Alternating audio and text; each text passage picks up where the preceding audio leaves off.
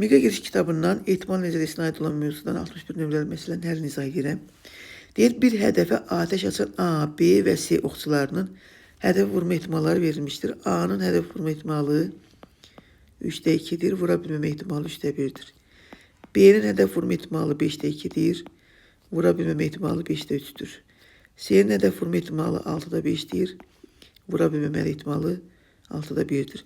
Deyir, hər oxçu bir dəfə atəş açır və hədəf sadəcə bir oxçu vurur. Hədəf sadəcə bir oxçu vurursa, bu demək ki, ya A oxçusu vurur, 3'də 2, B vura bilmir, 5'də 3, C də vura bilmir, 6'da 1. Və yaxud da B vura bilir. Onda belə çıxır ki, A vura bilmir 3'də 1, B vura bilir hədəfi 5'də 2, C vura bilmir 6'da 1. Və yaxud da ola bilər ki, yalnız C vura bilir.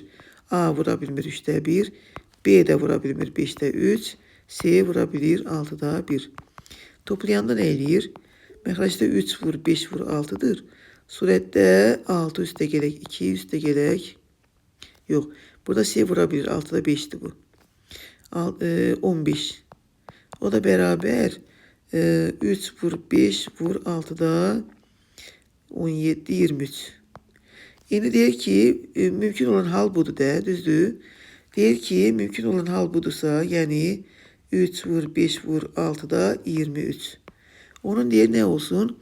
Hədəfi vuran B olsun. Hədəf vuran B nə deməkdir?